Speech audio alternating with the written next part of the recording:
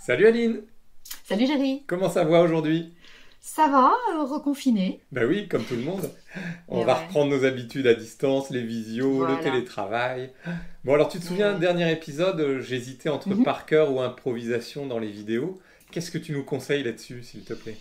Alors écoute, moi personnellement je suis pas très par cœur, mais je comprends que certaines personnes aient recours au par cœur parce qu'il a deux avantages. D'abord, il rassure, il sécurise, et deuxièmement, il permet des énoncés plus clairs, souvent plus fiables.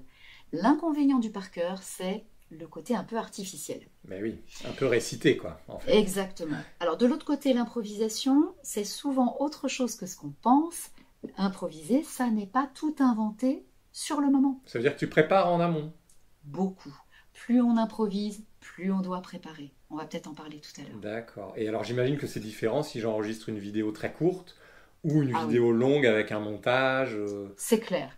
La vidéo courte qui ne requiert aucun montage, elle n'a pas les mêmes objectifs. Elle doit être très rapide. Requiert donc de l'élan, de l'enthousiasme, de l'impact, tu vois. Des Et mots-clés donc, forts. ben voilà. Et donc, on va surtout pas apprendre par cœur. On va plutôt se baser sur un bon canevas assez précis. Tiens, regarde, je te montre, moi, mon canevas. Ah Il est un peu oui. sketch noté. Alors, c'est un mon bazar à moi, hein, mais voilà, je t'assure, il y a tout. Donc tu as noté des mots-clés, des idées Voilà, fortes.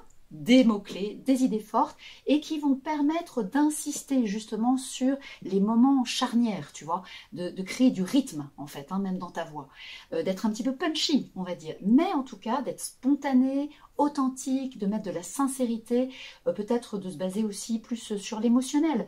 L'objectif n'est pas tant d'être extrêmement précis, mais plutôt d'être présent. Ok. Alors là, ça va demander quand même d'être un petit peu sûr de son sujet, Mhm. mais de répéter surtout, de répéter, répéter, répéter beaucoup, sans forcément apprendre par cœur. Et sur une vidéo très longue alors, avec des montages, comment... C'est très différent. Là, chaque mot compte. Et donc, on peut faire par exemple du phrase par phrase. On peut Ok.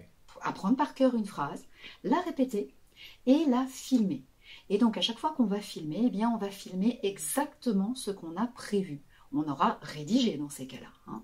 Et donc, peut-être l'impact va être moins important que le fait de poser sa voix, de prendre le temps d'expliquer, d'avoir un déroulé extrêmement clair.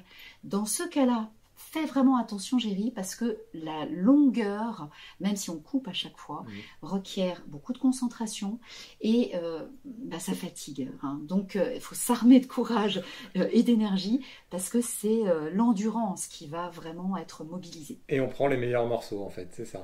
On prend les meilleurs morceaux. Dans la vidéo courte, tu sais, je pensais à une chose, tu peux quand même apprendre par cœur des petites phrases au début et à la fin, Ok. en intro et en conclusion, parce que ça permet parfois d'avoir un petit peu plus confiance en soi pour démarrer, et puis de s'assurer vraiment de l'impact sur la fin, Ok. sur la conclusion. Des phrases ressortent un peu en fait. Exactement, Ok. voilà. Bon, en tout cas, je Mhm. retiens ton canevas. Merci beaucoup pour le conseil. Et je te dis à Je t'en bientôt. prie. À très bientôt, Géry. Salut. Et n'oubliez pas de liker la vidéo, commenter aussi et nous apporter votre témoignage, quoi. Et quel est le prochain thème que vous souhaitez qu'on aborde avec Aline? À bientôt.